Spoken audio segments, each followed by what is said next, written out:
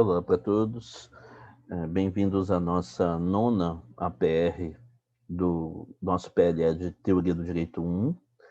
Essa APR será gravada por mim e se refere ao nosso último assunto, que são os estudos jurídicos críticos, o movimento do Critical Legal Studies nos Estados Unidos e o legado deixado por esse movimento.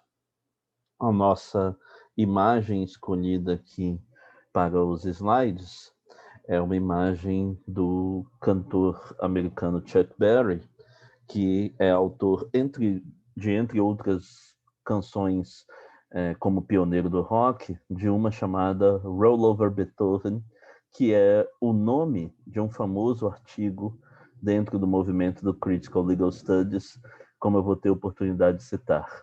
Esse artigo também vai estar referido no final aqui dos nossos slides, como um dos artigos que vocês podem consultar caso tenham interesse. Então vamos lá.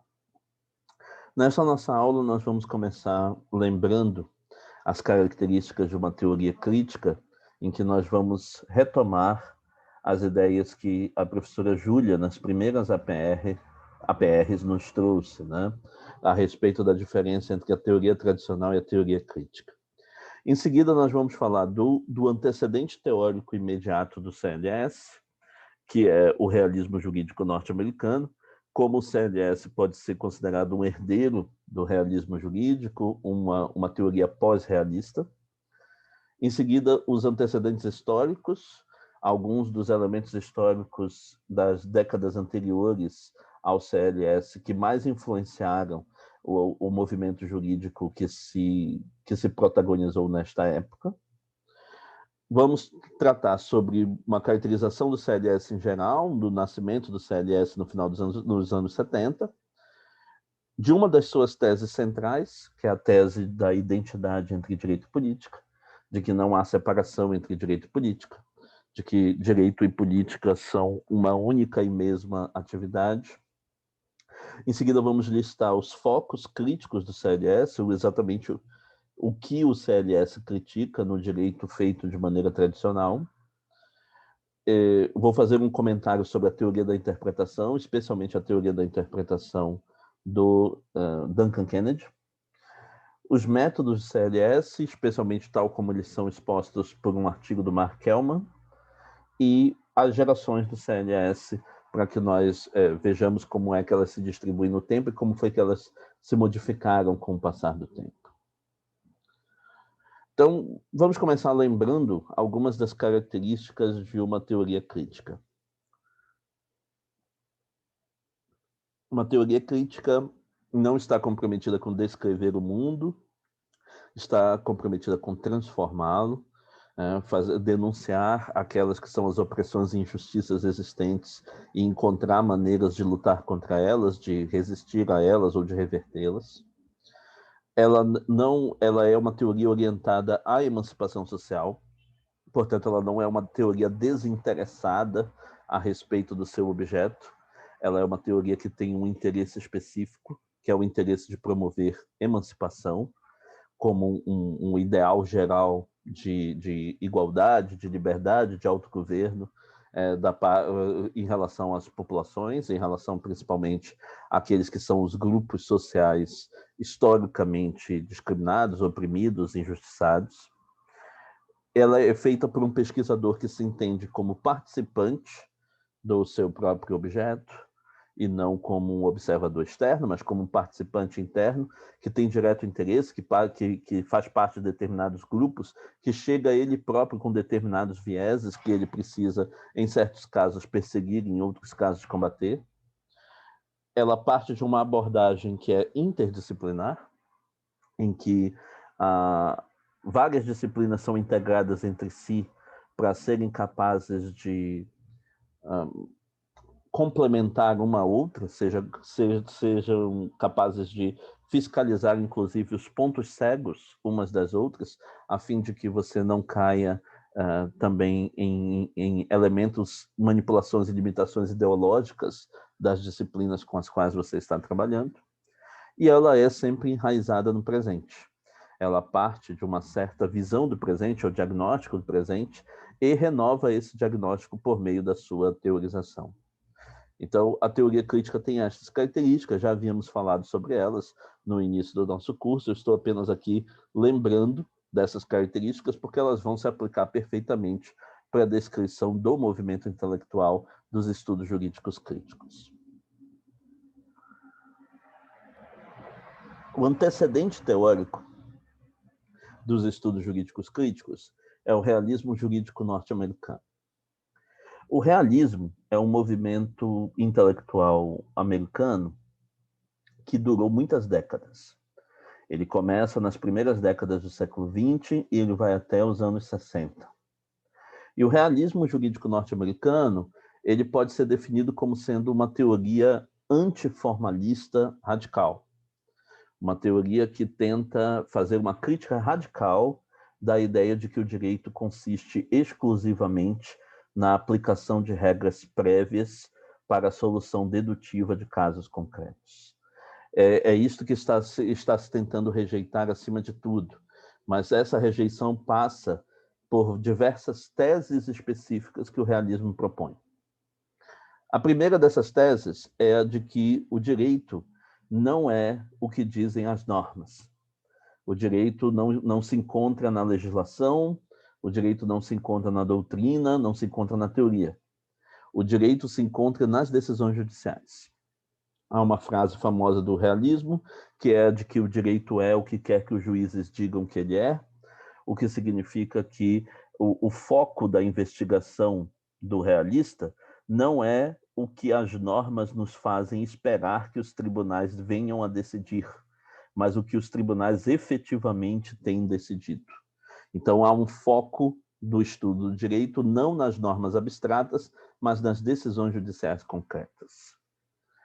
Em segundo lugar, a ideia, o foco nas preferências individuais, como está aqui, vem da ideia de que os juízes, ao decidir, eles não aplicam regras. Os juízes, ao decidir, eles reagem aos fatos do caso.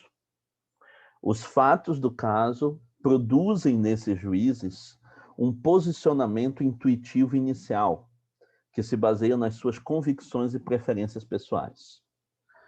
A partir dessas convicções e preferências, eles reagem subjetivamente aos fatos, tendo maior simpatia por um lado ou pelo outro, tendo maior propensão a decidir em favor do autor ou em favor do réu. Depois, muito depois, quando eles precisarem fundamentar esta decisão, é que eles vão recorrer às regras, como nós vamos ver numa tese mais adiante. Mas a ideia de que os juízes decidem não segundo regras, mas segundo as suas preferências e convicções pessoais, eles reagem aos fatos do caso, formando uma deliberação preliminar, formando uma concepção intuitiva inicial de como querem decidir o caso, e decidem o caso de acordo com esta concepção. Em muitos casos, os realistas produziram estudos empíricos tentando provar isso, mostrando como seria se nós tentássemos prever as decisões de determinados juízes com base nas regras, e como seria se nós tentássemos prever as decisões dele com base nas suas preferências e convicções pessoais. E mostrando que, com base nas regras, nós acertaríamos 50% das vezes e erraríamos 50%, enquanto que, com base nas convicções e preferências pessoais, nós acertaríamos na extrema maioria das vezes. O que mostra, por um critério empírico, que você está muito mais próximo de prever as decisões de um juiz, sabendo quais são as suas preferências e convicções, do que sabendo quais são as regras jurídicas pertinentes aos casos que ele está decidindo. Daí o foco nas preferências individuais. Terceiro, a ideia de que o direito não é uma ciência que descreve, nem uma ciência que prescreve. O direito é uma ciência que prevê.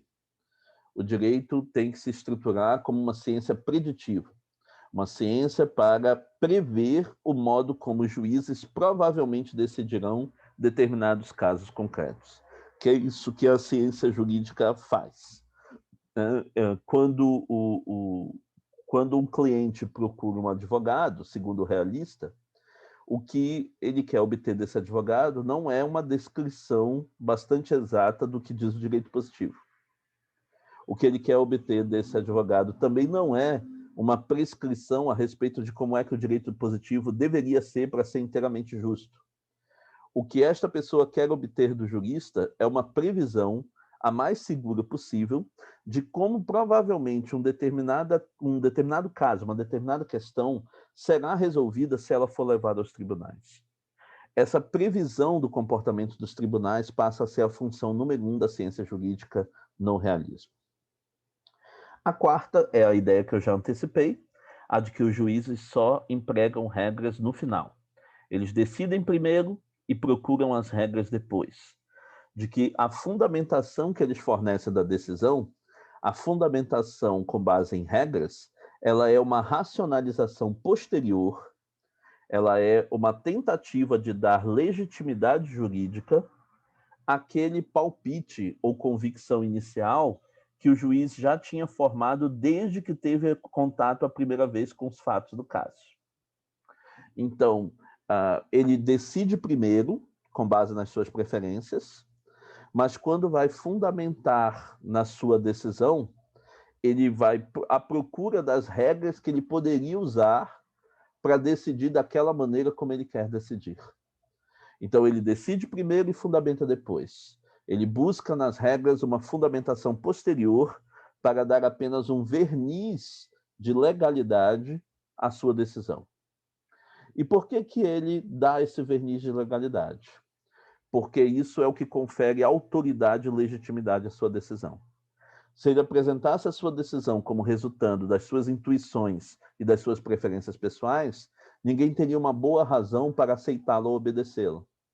Mas se ele oferece aquela decisão como sendo a única decisão possível à luz do que diz o direito positivo, então ele obtém para a sua decisão o tipo de autoridade e legitimidade que de outra forma ela não teria. O realismo jurídico norte-americano, ele teve 3 fases ao todo.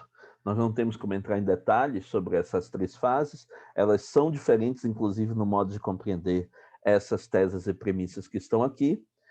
E depois que essas 3 fases se esgotaram, a terceira fase é a que termina nos anos 60, os teóricos que são herdeiros do realismo jurídico já abraçam outros projetos que não têm a ver com essa ciência preditiva, que não têm a ver com fazer previsão a partir do perfil dos juízes.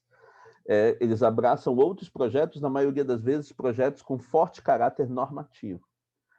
2 desses projetos que estão aqui exemplificados, 2 dos projetos pós-realistas, que são esses herdeiros do realismo jurídico, são a análise econômica do direito, que tenta tenta prescrever uma forma de jurisprudência orientada para a eficiência econômica, e os estudos jurídicos críticos, que tentam usar o legado do realismo para fazer uma denúncia e crítica sistemática do direito tal como ele é feito e reproduzido naquela que é a abordagem tradicional. Então, os estudos jurídicos críticos devem ser vistos como uma teoria pós-realista, uma das herdeiras do realismo jurídico. Mas uma vez que você veja qual é o legado, o que o realismo já tinha argumentado desde o início do século XX, fica mais claro como é que os autores do CLS compreendem o funcionamento do direito e vão poder utilizar essa imagem fornecida pelo realismo em favor do projeto crítico de esquerda com que eles estavam trabalhando. Em seguida, vamos falar do antecedente histórico. 4 antecedentes históricos aqui estão selecionados. O momento em que surge o CLS, o momento que surgem os estudos jurídicos críticos, é um momento logo após uma série de acontecimentos. É o momento em que tinha terminado aquilo que na história da Suprema Corte se chama o Tribunal Warren. O Tribunal Warren é uma certa formação da Suprema Corte dos Estados Unidos em que a maioria dos juízes, a maioria dos ministros era progressista, era democrata. E por isso, durante a vigência desta corte, enquanto o ministro Warren presidiu esta corte, uma série de decisões históricas progressistas foram tomadas. E isso criou um ambiente geral, um clima geral de otimismo em relação àquilo que a esquerda podia alcançar por meio do direito, por meio dos tribunais. Só que aí veio o fim da era Warren. Com o fim do Tribunal Warren, os presidentes conservadores passaram a nomear ministros conservadores para formar uma maioria conservadora. E é durante esse momento que começa a surgir o receio da parte da comunidade jurídica de que aquelas decisões históricas progressistas fossem ser desfeitas, porque a maioria da formação da Suprema Corte norte-americana estava se tornando conservadora. E esse era um ambiente ideal para rediscutir quais eram as relações que existiam entre direito e política. Até que ponto os posicionamentos políticos dos juízes e dos ministros da Suprema Corte influenciariam diretamente o modo como eles julgariam os casos ou reapreciariam questões que tinham sido decididas numa certa direção pela geração anterior.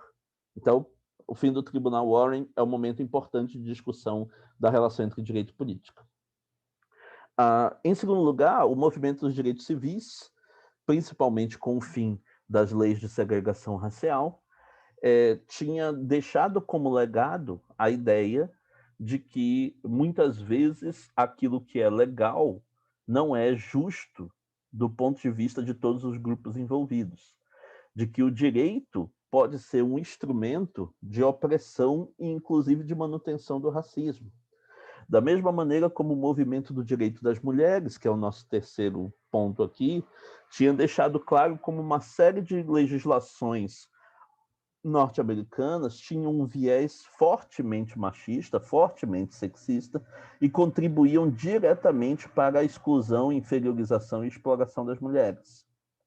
Tudo isso faz com que você reveja a imagem de que o direito é neutro, ou de que ele está comprometido com alcançar justiça para todos os grupos, ou de que já existe uma distribuição igualitária de liberdade e igualdade feita pelo direito liberal. É o momento ideal para rediscutir esta questão. E mais o movimento anti-guerra. Principalmente o modo como o movimento anti-guerra tinha se articulado durante a Guerra do Vietnã. A ideia de que o governo norte-americano estava atuando no nível internacional como um braço de afirmação do capitalismo, de que ele estava usando quaisquer justificativas necessárias para invadir países que tivessem uma importância geopolítica central e para disputar zonas de influência com o socialismo real, a ideia de que, portanto, não se deveria mais ver o governo americano e a história da política norte-americana como uma história heróica de implementação da justiça e da liberdade, mas sim como tendo uma série de interesses corporativos, uma série de interesses econômicos ligados àquelas que eram as decisões tomadas pelo governo. Essa visão crítica do Estado e do governo norte-americano em geral e do passado da história norte-americana também veio do movimento anti-guerra, além do movimento dos direitos civis e do movimento do direito das mulheres.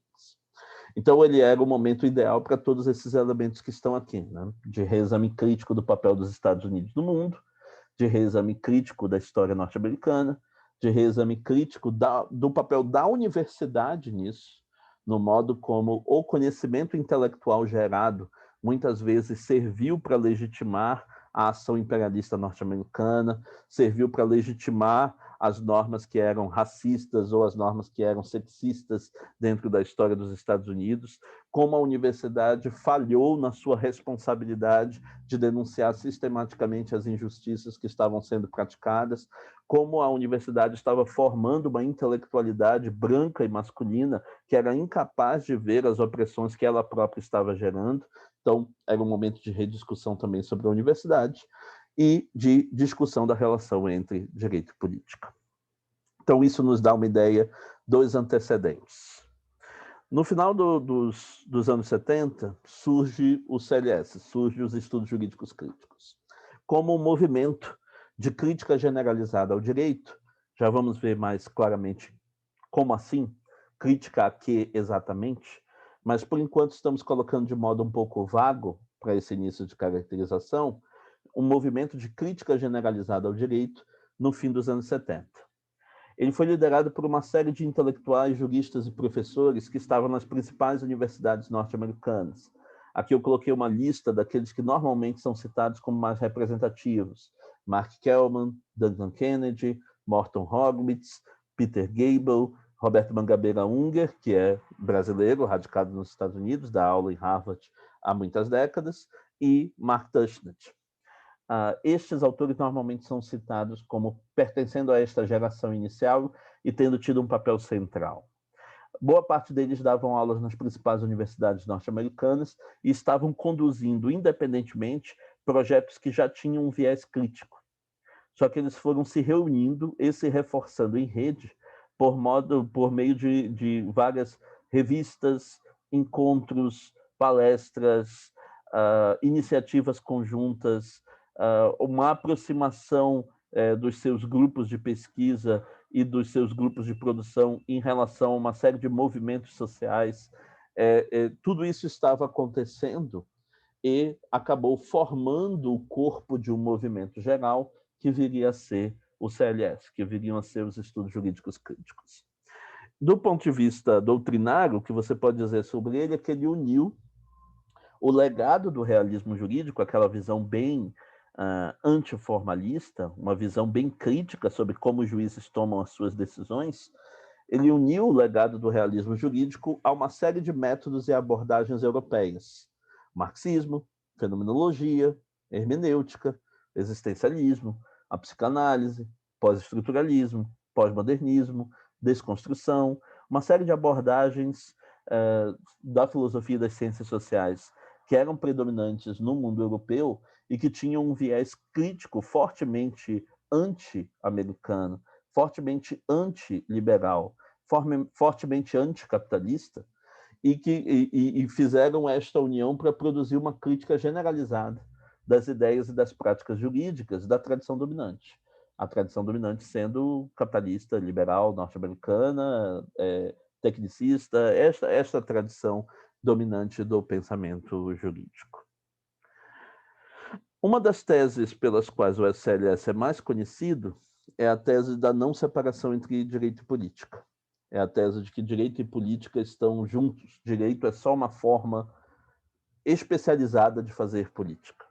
Direito é só uma forma diferenciada de como se faz a mesma coisa que se faz na política.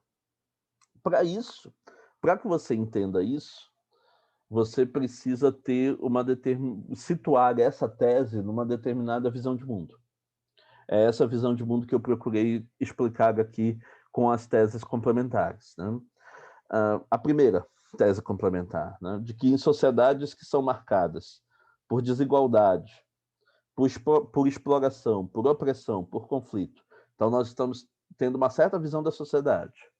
A sociedade não é aquele corpo homogêneo de indivíduos que têm todos interesses semelhantes e que encontram formas convergentes e cooperativas de promover o interesse de todo mundo.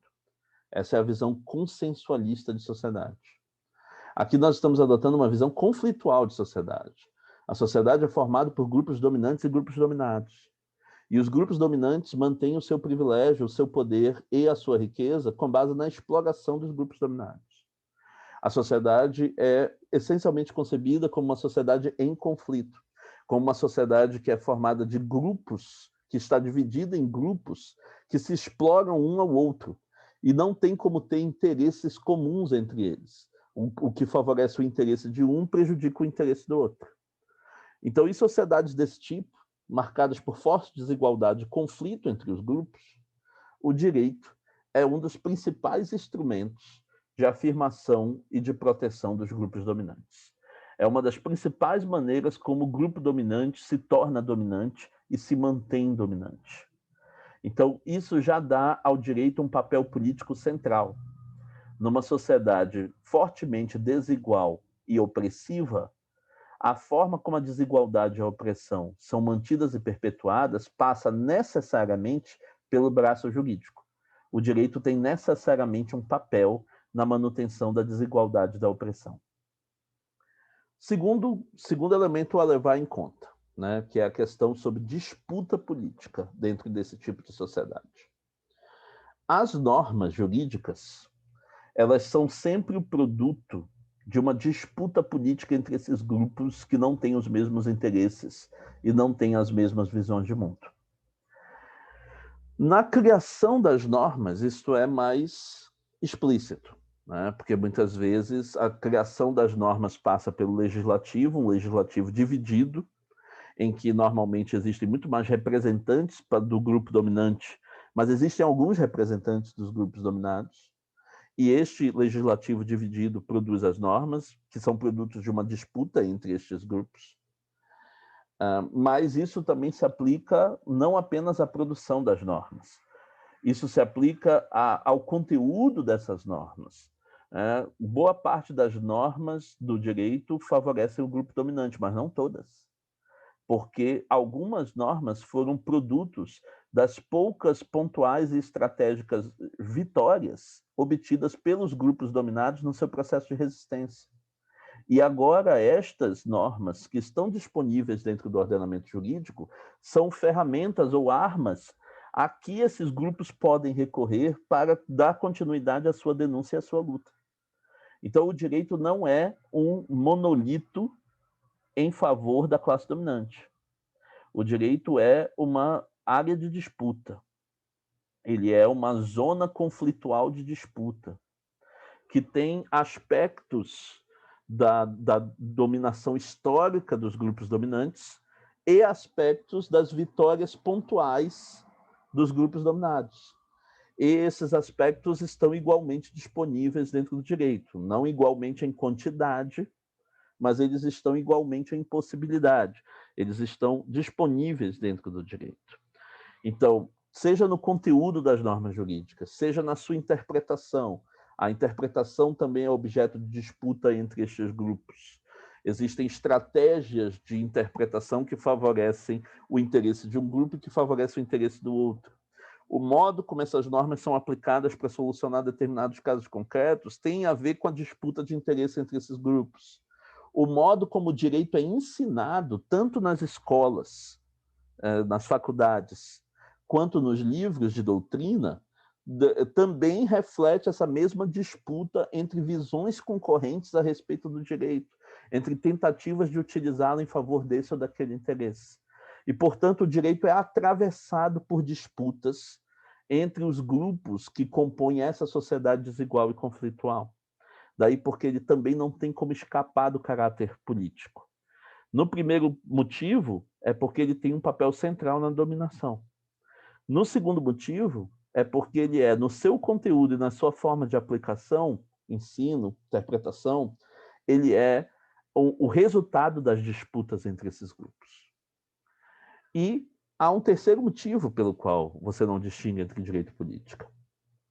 O direito, ele procura criar a aparência de que ele é um campo separado da política, em que as normas, uma vez produzidas, são aplicadas tais como elas estão, independentemente das convicções e preferências políticas dos aplicadores.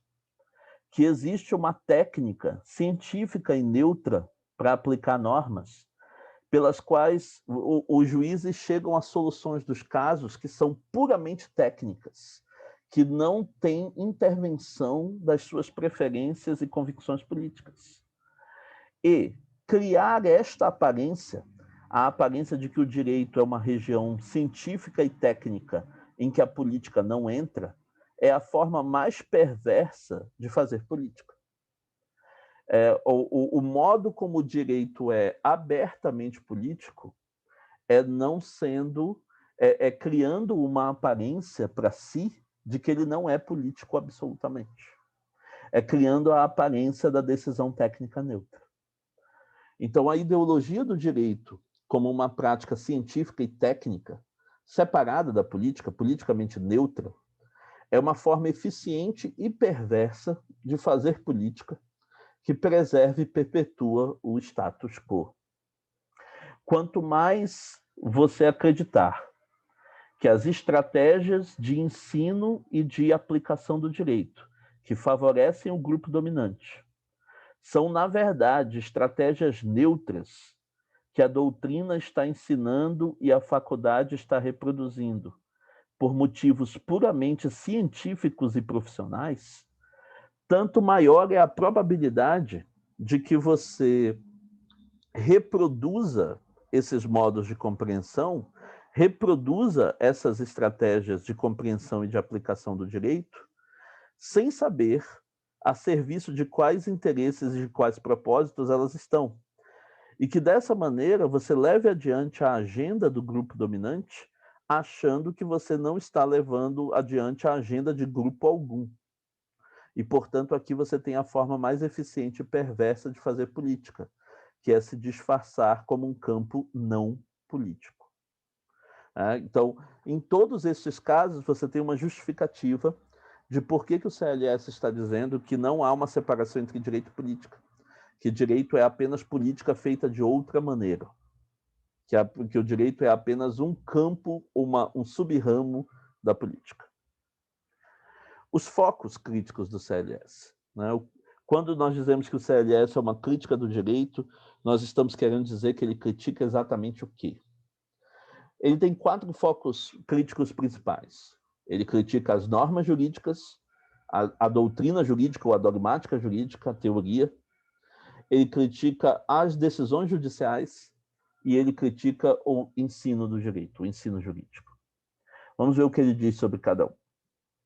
A respeito das normas jurídicas, o CLS volta para elas uma crítica que atinge tanto a sua forma quanto o seu conteúdo. No que se refere à sua forma, ele denuncia como as normas jurídicas, sendo formais, abstratas, tendo uma linguagem supostamente universal que contempla a todos, dá direito a todos, trata a todos como iguais, e distribuindo direitos que são fortemente individuais, como dessa maneira ela consegue, ao mesmo tempo, fortalecer uma visão liberal da política e perpetuar uma série de injustiças que são invisibilizadas pela linguagem aparentemente igualitária e universalista que essas normas usam. Eu vou voltar a isso quando der o exemplo do filtro fenomenológico já no próximo slide. Mas a crítica do CLS se dirige também ao conteúdo dessas normas, de que o conteúdo dessas normas é, às vezes de modo direto e às vezes de modo disfarçado, pró-propriedade, pró-mercado, pró-autoridade, pró-desigualdade. No que se refere à doutrina jurídica, ao modo como a teoria é feita no direito, se mostra como há uma série de estratégias intelectuais, uma série de estratégias supostamente científicas que contribuem para invisibilizar as formas de desigualdade e opressão, ou, se não for invisibilizar, para legitimar e facilitar a desigualdade e a opressão. Então, você aprende, por exemplo, a tratar casos em que está em disputa a posse sobre a terra, a posse sobre uma porção de terra, você aprende a raciocinar sobre este tipo de questão em termos de quem tem a titularidade de propriedade. Você aprende como jurista a fazer esta pergunta em primeiro lugar e afastar todas as outras considerações como não sendo juridicamente relevantes. Quando você faz isso, você está invisibilizando toda uma situação de fundo. Você está invisibilizando a situação do latifúndio, você está invisibilizando a situação da falta de acesso à terra, da falta de políticas de distribuição, da situação de miséria e necessidade daqueles que estão diretamente envolvidos. Você está privilegiando abordar esta questão por um ângulo específico, por um aspecto com exclusão de todos os outros. E quem ensinou você a fazer isso foi a doutrina jurídica. A doutrina jurídica constrói o modo como nós abordamos esse tipo de questão a partir de certas decisões e estratégias que parecem conceituais e técnicas, mas, na verdade, elas estão diretamente ligadas ao interesse de produção de um certo tipo de resultado. Então, neste caso, a doutrina jurídica é objeto de crítica por isso. A decisão judicial, porque a decisão judicial ela é aquele terreno em que as decisões são abertamente políticas e, no entanto, elas tentam se disfarçar como decisões neutras, técnicas, científicas, né? Então, a decisão judicial, ela pretende ser técnica, neutra, dedutiva, puramente profissional, ao mesmo tempo em que ela na maioria das vezes, ela se baseia em concepções liberais sobre o indivíduo, a sociedade, o mercado, o Estado, e acaba tendo resultados que favorecem a perpetuação do status quo.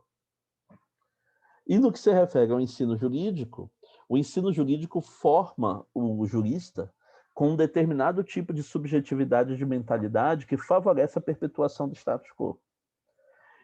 O ensino jurídico é baseado em autoridade de quem sabe versus quem não sabe, em conformidade, fazer com que todo mundo pense da mesma maneira, que é a maneira que já estava estabelecida antes dele chegar na faculdade, em hierarquia, no respeito pelas decisões que são tomadas por aqueles que têm mais poder e mais prestígio do que você aprende a reproduzir e a obedecer sem questionamento. A reprodução, que é o que é exigido de você, sempre que você é avaliado, e a inviabilização, aliás, a invisibilização, né, que é o que deveria estar escrito aqui, a invisibilização da opressão, né, que você aprende a desver dentro da faculdade. Você aprende a olhar para uma relação que é atravessada pela opressão e vê-la do ponto de vista dos conceitos jurídicos técnicos que estão em jogo, que escondem esta opressão, que fazem com que você não enxergue essa opressão e decida a questão como se ela fosse um quebra-cabeça conceitual abstrato em termos da mera manipulação desses conceitos jurídicos. Então, todos esses são os focos críticos do CLS. Eu quero fazer um comentário em especial sobre a teoria da interpretação do Duncan Kennedy. Ela tem sido meu foco pessoal de ênfase no estudo sobre o CLS. Eu estou conduzindo um grupo que faz o estudo de uma obra do Duncan Kennedy, que é o Critique of Adjudication, e tenho também me dedicado a ver como é que a teoria da interpretação do Duncan Kennedy interage com as outras teorias da interpretação dentro da teoria do direito. E eu queria reforçar aqui a contribuição de dois conceitos que ele fornece num artigo, chamado Uma Alternativa Fenomenológica de Esquerda ao Modelo de Hart-Kelsen de Interpretação, a teoria de Hart-Kelsen de interpretação. Está citado na bibliografia no final também. E esses dois conceitos são os conceitos de trabalho jurídico e de filtro fenomenológico, né? Vamos começar pelo primeiro. O que o Duncan Kennedy chama de trabalho jurídico é o conjunto de todas as operações e escolhas que o jurista faz para decidir um caso concreto com base no direito. Ao contrário da ideia de aplicação de regra, a ideia de trabalho jurídico não pressupõe que o jurista faz é verificar qual é o caso concreto, encontrar uma regra abstrata que se refira àquele caso concreto e decidir o caso concreto com base na regra abstrata. Que esse modelo é um modelo falso e hipersimplificado do que o jurista faz. Na verdade, tem várias maneiras como ele pode descrever o caso, e a depender de como ele descreve o caso, ele pode relacionar com distintas regras. Ele pode selecionar uma norma que seria a mais óbvia, ou, se o interesse dele for produzir um outro tipo de resultado, ele pode selecionar uma outra norma menos óbvia e criar uma justificativa de por que ela é mais apropriada do que aquela outra norma. Ele pode interpretar de diferentes maneiras a norma, inclusive de maneiras que levem à sua restrição ou à sua ampliação, especificamente para produzir um certo resultado naquele caso concreto. Ele pode produzir um argumento de por que aquela regra, naquele caso específico, tem que ser aplicada de maneira categórica, incondicional excluindo todas as outras alternativas, e aí ele constrói todo um argumento de exclusão dessas alternativas. Ou ele pode defender exatamente o contrário, defender que ali se justifica a aplicação de uma exceção, que aquela regra parece se aplicar diretamente ao caso, mas, na verdade, aquele caso é um caso excepcional por alguma razão que exigiria que a regra ou não fosse aplicada ou fosse aplicada de uma maneira modificada. Então, tudo isso está à disposição dele. Tudo isso está à disposição dentro das estratégias e alternativas que ele pode empregar. E essa multiplicidade de operações é guiada por uma estratégia geral. Uma estratégia geral de como ele pretende lidar com aquele tipo de caso. Essa estratégia pode ser orientada pelo resultado, ele quer chegar no resultado X ou ele quer chegar no resultado Y, é assim que, por exemplo, os advogados raciocinam, ou ela pode ser orientada por um modo de como ele vê o direito. Se ele quer chegar naquela que é a decisão tecnicamente mais adequada, tecnicamente mais correta do ponto de vista da doutrina dominante, ou se ele quer adequar o seu raciocínio ao raciocínio que tem sido aplicado pelos tribunais superiores, tudo isso são diferentes estratégias gerais de como ele lida com isso. E a depender da estratégia que ele tem, ele monta o trabalho jurídico de uma forma específica. As operações que ele vai fazer são operações diferentes. Então, isso já torna muito mais complexa a ideia do que é a aplicação do direito. A aplicação do direito não é a mera aplicação de uma regra que está em conformidade com o caso, ou que se aplica àquele caso. Ela, na verdade, é um conjunto de operações bastante complexos que envolve uma série de escolhas e argumentações e que pode ir nas mais diversas direções, dependendo da estratégia adotada pelo jurista. E a introdução, em segundo lugar, do conceito de filtro fenomenológico. O conceito de filtro fenomenológico significa que o modo como seja o juiz, seja outro aplicador da regra, o modo como a regra é lida por uma determinada pessoa, o modo como a regra é interpretada por uma certa pessoa, passa por um filtro, por uma seleção de sentidos possíveis que leva em conta ou é afetada pelas convicções pessoais, pelos pressupostos em que aquela pessoa acredita, pelas preferências, inclusive políticas e morais que ela tem, de tal maneira que esse conjunto, esse perfil do seu filtro fenomenológico faz com que ela enxergue a norma de uma determinada maneira, em vez de outra. No Duncan Kennedy, ele acredita que o motivo pelo qual as normas são tão indeterminadas no seu sentido, mas a maioria dos juristas acaba aplicando as normas da mesma forma, dada o grau de indeterminação que as normas têm, existe uma surpreendente uniformidade de como os juízes acabam aplicando as normas, é de que essa uniformidade ela é construída no nível do filtro fenomenológico. É porque os juízes estão convencidos de uma série de pressupostos comuns. Eles veem a sociedade mais ou menos de uma mesma maneira. Eles têm certas convicções sociais e políticas que são influenciadas pela classe social a que eles pertencem. Eles têm uma certa maneira de ver o direito que está construído por aquelas doutrinas dominantes que eles aprenderam na faculdade. Isso faz com que o filtro fenomenológico deles tenha uma certa convergência. E é isso que se traduz como conformidade, como convergência também das decisões finais que eles acabam tomando. Dois exemplos para a gente entender melhor isso, né? Para entender melhor esses dois conceitos. O Duncan Kennedy dá um exemplo sobre aplicação do direito num caso que fosse de direito do trabalho. O exemplo que ele dá é o seguinte. Imagine que está havendo uma greve de ônibus na cidade. O sindicato dos trabalhadores de ônibus criou uma greve geral em que nenhum ônibus está circulando. Mas existe nessa cidade uma lei que diz que tem que haver uma frota mínima de 20% de ônibus circulando, mesmo em caso de greve. Se não houver essa frota mínima de 20%, então a greve é considerada ilegal. Ela é declarada ilegal e os empresários passam a ter o direito de contratar funcionários temporários para fazer circular aqueles 20% de frota. Esse é o cenário, né? Então, imagine que há uma greve de 100%, ela já foi declarada ilegal por um outro tribunal. Por causa disso, os empresários já fizeram uma contratação temporária de funcionários. Essa contratação temporária de funcionários é o suficiente para fazer rodar aquela frota de 20%. Os funcionários estão hoje contratados e prontos para fazer rodar essa frota.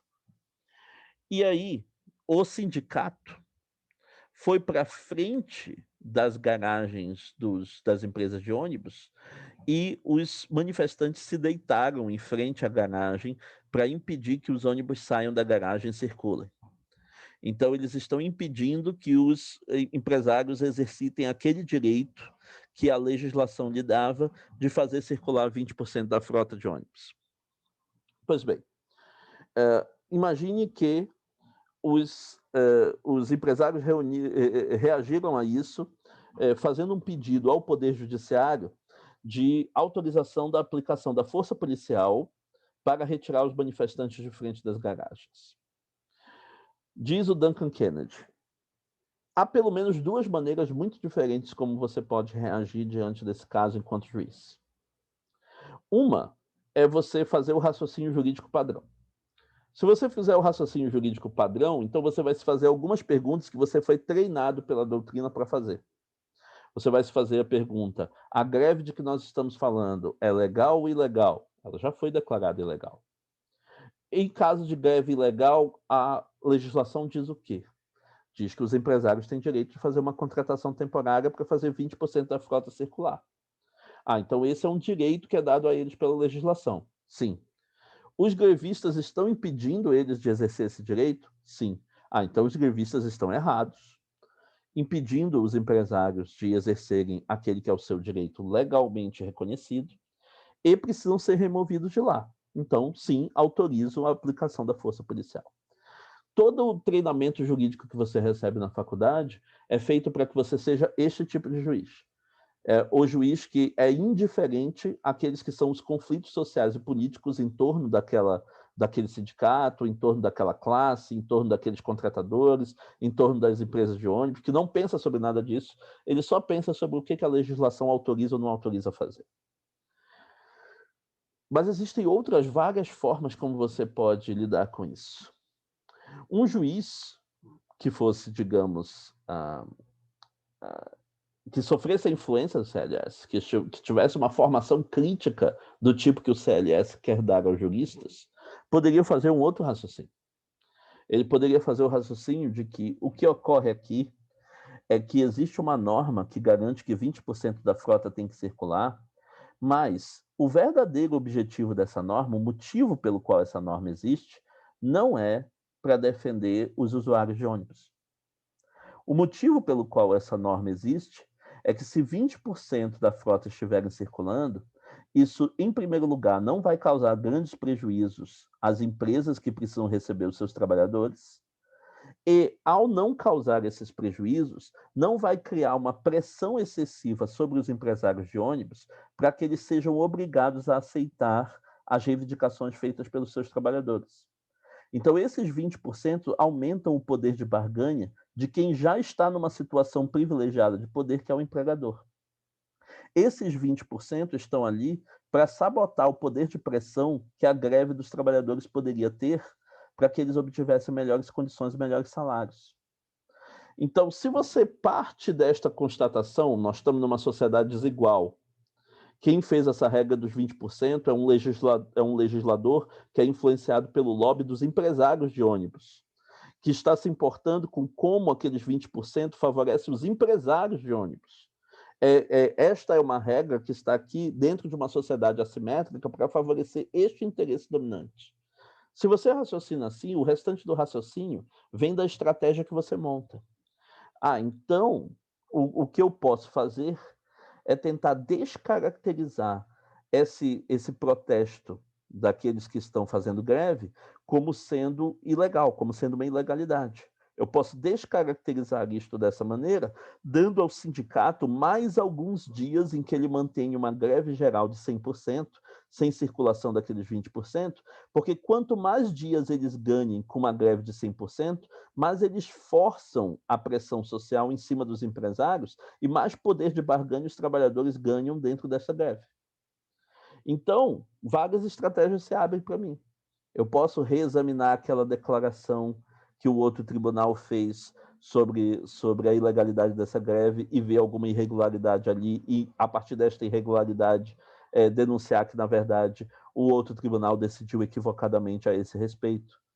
Eu posso chegar à conclusão de que o modo como os empregadores fizeram essa contratação temporária, violou alguma das regras específicas e, portanto, aquela não foi uma contratação legal feita por eles, ou uma contratação que vai ter que se provar legal à luz de documentos que eles ainda não apresentaram e que eles podem levar dias para conseguir apresentar. Ou eu posso adotar uma estratégia ainda mais radical. E uma das estratégias radicais que ele propõe como exemplo eu poderia tentar caracterizar o fato de os grevistas estarem deitando no chão para impedir a saída dos ônibus, não como sendo uma violação do direito dos empregadores, mas como sendo um exercício do direito de liberdade de expressão, de liberdade de associação e de liberdade de protesto que esses trabalhadores têm, porque, na verdade, eles estão usando aquilo como uma manifestação de liberdade de expressão para denunciar o caráter injusto da legislação e o sabotamento do seu poder de barganha. E aí, se eu conseguir, a partir da Constituição, fazer o relacionamento entre o que eles estão fazendo e uma manifestação de liberdade de expressão, eu reconfiguro toda aquela situação do ponto de vista interpretativo e consigo considerar juridicamente legal aquilo que eles estão fazendo. Todas essas outras possibilidades se abrem a partir do momento que você escolhe ver as relações de opressão que estão caracterizadas nessa situação, ao invés de desvê-las, ao invés de omiti-las, se omitir de percebê-las e de levá-las em consideração, ao considerar que o direito já é automaticamente legítimo, automaticamente justo, que tudo que eu tenho que fazer é uma aplicação técnica da regra que está instituída para aquele caso específico. Deixa eu dar um exemplo agora sobre o filtro fenomenológico, né? Muitas vezes, quando normas penais são feitas, essas normas acabam tendo, né, tanto na força policial como no corpo judiciário, efeitos que reforçam a discriminação racial. E muitas dessas normas, que têm efeitos discriminatórios, não têm na sua linguagem nenhum elemento discriminatório. Mas é que, se você faz uma norma, por exemplo, autorizando os policiais a pararem para a revista pessoas que tenham comportamento suspeito ou apresentem periculosidade comprovada, mas você sabe que a força policial que vai aplicar essa norma é uma força policial que, historicamente, teve os seus padrões discriminatórios e raciais reforçados. E você sabe que há uma altíssima probabilidade de que estes policiais interpretem essas regras de modo racista e as implementem de modo racista. Então, a regra que não diz nada sobre raça, a regra que autoriza a revistar quem tem comportamento suspeito e apresenta periculosidade comprovada, vai acabar sendo aplicada por uma força policial predominantemente racista, de uma maneira a reforçar aqueles que são os padrões racistas de fiscalização. Então, na maioria das vezes, aqueles que vão ser parados para a revista vão ser pessoas negras, embora a norma não esteja dizendo nada sobre pessoas negras. Mas é que o filtro fenomenológico de quem está aplicando a norma já tem um critério racial embutido. E, por isso, a norma neutra se torna norma racialmente discriminatória quando aplicada por um corpo de aplicadores que tem um critério racial embutido no seu filtro Esse exemplo que é mais simples no caso da força policial, ele pode se reproduzir para vários outros aspectos do corpo judiciário. Existe um aspecto muito semelhante a esse, que se manifesta nas regras que distinguem, no caso dos crimes de tráfico de drogas, entre a posse e tráfico. A lei pede que o juiz leve em conta, a partir da quantidade de droga encontrada com a pessoa, se a droga encontrada era para fins de uso pessoal, e aí você tem um caso de posse, ou se ela era para fins de comercialização, e aí você tem um caso de tráfico. Só que quando você estuda, quando você reúne os réus brancos do tráfico de drogas e os réus negros do tráfico de drogas, e verifica quais são os critérios quantitativos empregados pelos juízes, você vê que as quantidades variam muito, de tal modo que quantidades maiores que teriam levado à condenação por tráfico de réus negros levam a uma declaração de simples posse para réus brancos, enquanto quantidades menores que teriam sido desconsideradas como posse para réus brancos levam a condenações muito fáceis e diretas no caso de réus negros. O que significa que, embora o critério explícito seja a quantidade, ao deixar essa quantidade vaga, o que você está criando é uma autorização explícita, na verdade, uma autorização implícita, de uso dos critérios que estão presentes nesse filtro fenomenológico. E se esses critérios forem, por exemplo, racistas, então resulta da aplicação da regra neutra uma prática de aplicação que é racista. Quando você chega a esta conclusão, você pode generalizar essa conclusão para vários outros tipos de casos e verificar que, então, aquelas que são as convicções e preferências dos juízes afetam diretamente o modo como eles leem e aplicam as regras aos casos concretos. De tal maneira que o modo como o direito realmente providencia que as suas normas jurídicas sejam aplicadas numa direção específica e com uma convergência grande entre os juízes, é influenciando o filtro fenomenológico dos juízes, seja via doutrina, seja selecionando juízes que são predominantemente de determinados grupos, de determinadas classes sociais, que depois de serem nomeados pertencerão a uma classe social específica, que foram, na sua maioria, formados por um pensamento político convergente das faculdades de direito, e dessa maneira você está selecionando indiretamente os filtros fenomenológicos com que você está trabalhando e o modo como o direito vai ser interpretado e aplicado. Então, uma vez que você verifica que há trabalho jurídico e que há filtro fenomenológico, você percebe que a tarefa da atividade da interpretação e aplicação do direito é, na verdade, muito mais complexa e muito mais influenciada pelas preferências e convicções subjetivas dos juízes do que nós achamos a princípio. E isso não tem o risco, o perigo que os autores da teoria jurídica tradicional acham que tem. Os autores da teoria jurídica tradicional estão preocupados, como Hart e Dworkin, com o problema da discricionariedade. Eles estão preocupados com e se os juízes começarem a decidir cada um da sua maneira? E se tiver decisões muito heterogêneas entre si, que sejam imprevisíveis, arbitrárias? O teórico do CLS não está preocupado com a discricionariedade. Ele está preocupado, até porque ele não considera que vai haver decisões amplamente heterogêneas. Na verdade, vai haver decisões muito convergentes, mas elas vão ser convergentes em favor do grupo dominante. Elas vão ser convergentes em favor da manutenção do status quo. Porque o que vai torná-las convergentes, apesar da indeterminação do direito, é esse filtro fenomenológico comum que é compartilhado pela maioria dos juristas e, consequentemente, pela maioria dos aplicadores também. Então, era isto sobre a teoria da interpretação. A respeito dos métodos aplicados pelo CLS, aqui me baseando num outro artigo, um artigo do Mark Kellman, chamado Thrashing, que também está citado aqui na nossa bibliografia no final. Né?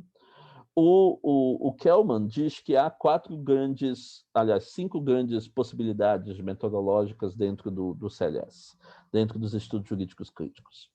Há a crítica severa, que é como eu estou traduzindo aqui, trashing, mas trashing é um nome que remete a uma expressão americana que pode ser usado tanto para trash é o lixo, né, mas to trash something pode ser tratar como lixo no sentido de jogar fora, tratar como lixo no sentido de ofender, denunciar, mas pode ser também reduzir uma coisa à condição de lixo, né? Bater tão fortemente nela, machucá-la tão fortemente que ela se torne imprestável depois daquilo.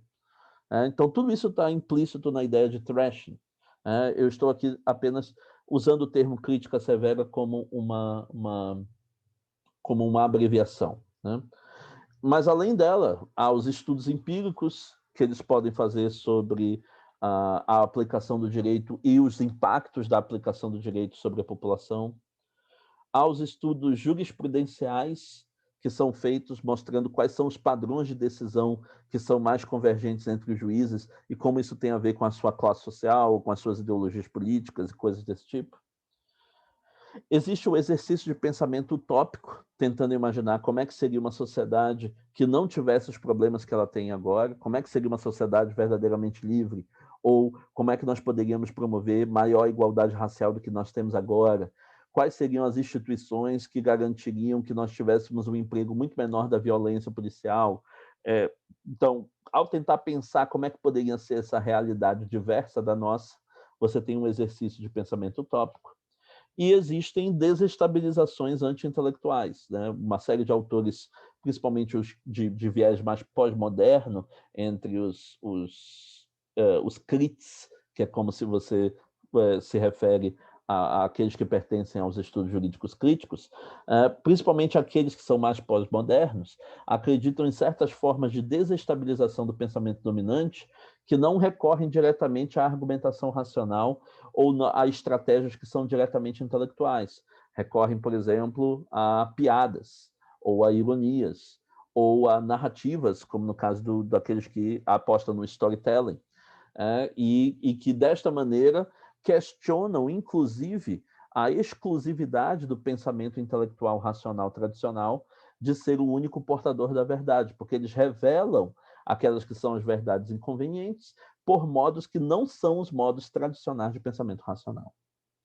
Mas no caso especificamente do trashing, que é a técnica, ou o método, na verdade, que o próprio Mark Kelman defende nesse artigo, ele expõe o trashing como consistindo numa série de passos seguintes, né? Você pega uma tese ou doutrina tradicional em que a maioria dos juristas acredita ou que um certo jurista famoso tornou influente. Em seguida, você mostra que os argumentos por trás dessa tese não conseguem sustentá-la. Que essa tese, na verdade, quando ela é demonstrada naquelas que são as suas premissas, ela é inaceitável ou irracional. Essa é a sua desmistificação ou a sua desconstrução. Em seguida, você mostra que, embora ela seja fraca e irracional, o motivo pelo qual ela se tornou uma tese tão importante e foi aceita por tantas pessoas não é por causa dessas premissas fracas. É por causa de uma certa função que ela desempenhou para alguma coisa. Uma função que ela desempenhou para a proteção de determinados interesses, ou para a promoção de determinados interesses, ou para a perpetuação de uma certa prática de desigualdade e opressão. Você mostra como ela foi útil, né? Como ela foi apropriada de maneira útil para a perpetuação do status quo. E aí, com base nisso, você mostra uma explicação alternativa, uma explicação que denuncia aquela doutrina, aquela tese ou doutrina, como tendo sido uma ferramenta de determinados grupos específicos pelos quais eles conseguiram afirmar ou proteger os seus interesses. Feito isso, bom, você já fez a denúncia sistemática e os motivos pelos quais alguém deveria abandonar essa coisa que está sendo criticada. Você pode dar os passos adicionais de também dizer como é que nós poderíamos lutar contra essa tese ou doutrina na prática jurídica real e como nós poderíamos reformá-la. como nós poderíamos adotar alguma outra tese alternativa que não tivesse essas mesmas implicações e esses mesmos impactos. Mas você não é obrigado a fazer estas outras duas coisas, né? Você não é obrigado no trashing a fornecer uma alternativa, a dizer que dá para lutar de algum modo X ou que dá para reformar de algum modo Y. A simples denúncia, a simples exposição e desmistificação daquelas que são as teses tradicionalmente defendidas já é suficiente para caracterizar o uso desse método. E é o método que a maioria dos critics usam na maior parte do tempo para fazer as suas críticas em relação às teorias e doutrinas dominantes. Bom, finalmente, fazendo aqui a lista das gerações do CLS, tal como o realismo, o CLS também tem 3 gerações principais, que coincidem mais ou menos com as décadas em que elas foram formuladas. A primeira nos anos 70, a segunda nos anos 80 e a terceira nos anos 90. A primeira geração, que é a dos anos 70, é a geração formada por aqueles teóricos que eu mencionei. A maioria daqueles teóricos eram homens brancos, que estavam bem situados como intelectuais conhecidos e como professores prestigiados nas principais universidades norte-americanas. Isso tem importância por causa da denúncia que foi feita na segunda e na terceira geração. Esses autores deram ao movimento um formato bastante antiformalista, né, de denunciar que não existe pensamento técnico jurídico que seja politicamente neutro, bastante antiliberal, bastante anticapitalista, bastante anti-hierárquico, com o sentido que, no final das contas, foi se encaminhando para o mais anárquico e pós-moderno possível, quando ele é colocado em crise pelas denúncias feitas por aqueles participantes ou aspirantes a participantes do CLS que não se sentiam adequadamente representados nos seus pontos de vista e que achavam que eles não eram levados em conta em termos das suas vozes dissonantes, porque eles não pertenciam aos grupos dominantes que haviam formulado as teses da primeira geração. Então, isso vale principalmente para a teoria racial crítica e para a jurisprudência feminista. Né? Negros e mulheres foram aqueles que tiveram o protagonismo de mostrar que haviam problemas particulares desses grupos que não estavam sendo levados em conta, a perspectiva particular desses grupos ou não estava sendo levada em conta, ou os autores que não pertenciam a esses grupos consideravam que eles eram os porta-vozes privilegiados desse ponto de vista, e não havia uma abertura suficiente de espaço para disputa de influência e prestígio dentro do movimento para autoras mulheres e para autores negros. Então, este repensamento do movimento como um todo, para agora abarcar os autores negros, as perspectivas negras, as experiências negras e os problemas dos negros, a mesma coisa se aplicando para o caso das mulheres, foi característico dessa reforma do movimento nos anos 80. Inclusive, 2 dos textos que eu cito aqui na bibliografia final vão nessa direção, vão na direção deste tipo de denúncia. E a terceira fase, que começa nos anos 90, é a fase em que, da explosão identitária, e eu estou chamando de explosão identitária, o fato de que não apenas agora você tinha a teoria racial crítica contemplando a perspectiva dos negros, a jurisprudência feminista contemplando a perspectiva das mulheres, mas começaram a surgir múltiplas outras perspectivas de grupo, múltiplas outras perspectivas baseadas em identidades. A perspectiva queer, identificada com o movimento gay e com as novas sexualidades e transexualidades que foram se estabelecendo. O movimento racial latino, o movimento racial asiático, o movimento que representava a perspectiva das pessoas com deficiência, que são a disability critic, ou as perspectivas daqueles que eram os migrantes nos Estados Unidos, as perspectivas daqueles que têm religiões que são dissidentes, Então, estas perspectivas de diversos grupos com identidades diferenciadas, diversas daquela que é a identidade dominante, foram se especializando numa série de ramificações diferentes da discussão crítica a partir dos anos 90. E a entrada, no caso das considerações que estão colocadas aqui, a entrada de considerações materialistas, ambientais e pós-coloniais. No caso das ambientais e pós-coloniais, cabe falar mais propriamente de entrada. Eles passaram a ser levados em conta em muito maior medida do que nas duas gerações anteriores. Tanto a preocupação com o meio ambiente, e não apenas na questão da sustentabilidade, mas inclusive na questão da compatibilidade entre o modo de vida capitalista, ou entre o modo de vida ocidental e a preservação do meio ambiente, as questões climáticas, as questões de justiça geológica, climática, racial, aliás, o modo como isso se estabelece do ponto de vista internacional, as questões espaciais sobre a ocupação do espaço nas cidades, todas essas questões passaram a ter uma importância muito maior do que tiveram nas gerações anteriores.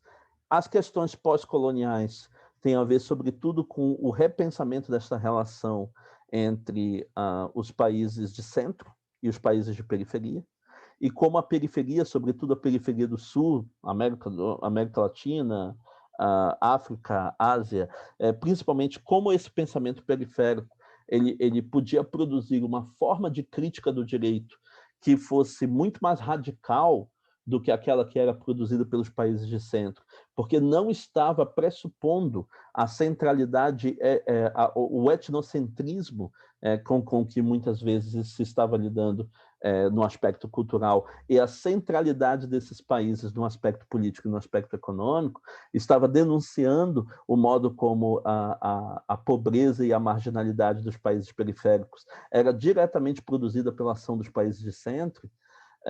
Essas considerações pós-coloniais se tornaram muito mais comuns também nesta fase, e as considerações materialistas, que aí você não diz exatamente que se trata de uma entrada, mas se trata muito mais de um retorno, de uma volta da ênfase em algumas questões materiais que tinham sido muito importantes na primeira fase e que agora voltam a ser importantes novamente, conforme as discussões sobre identidade, sobre meio ambiente e sobre capitalismo vão se interseccionando, conforme elas vão se tornando conectadas entre si e são abordadas juntas a partir do conceito de interseccionalidade, conforme isto vai acontecendo, tudo isso vai ganhando importância novamente.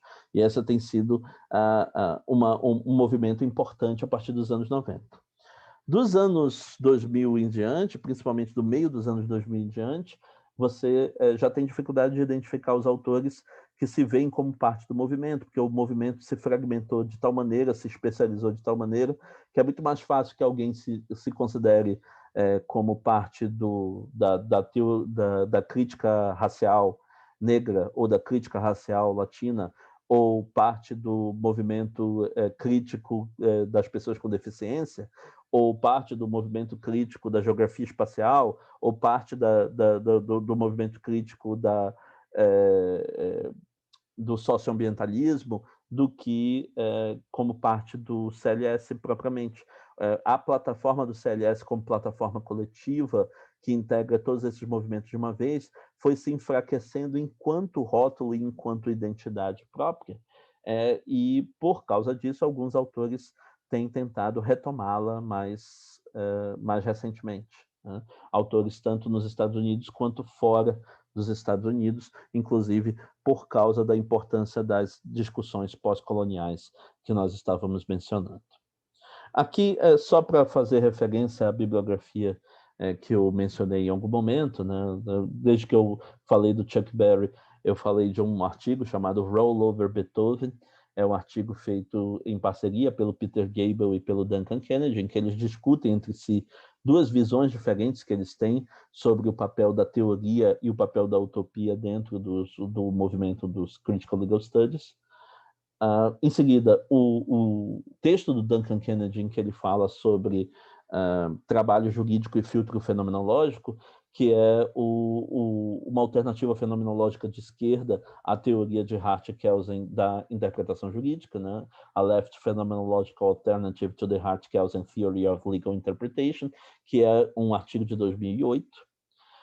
O artigo do Mark Kellman sobre os métodos do CLS, defendendo o thrashing especialmente, que é de 1984, e os artigos da Patricia Williams e do Derek Bell fazendo a denúncia do ponto de vista da teoria racial crítica, daquelas que tinham sido as limitações e os becos sem saída que tinham se apresentado na primeira geração dos estudos jurídicos críticos. No caso da Patricia Williams, num texto chamado Alchemical Notes, Reconstructing Ideals from Deconstructed Rights, de 1987, e no caso do Derek Bell, ele tinha uma série de textos muito antes deste, mas esse aqui é um ótimo apanhado do caminho feito por esses textos, é o Who's Afraid of Critical Race Theory, de 1995, que dão uma ideia a respeito de quanta diferença fez quando o movimento da teoria racial crítica fez a autocrítica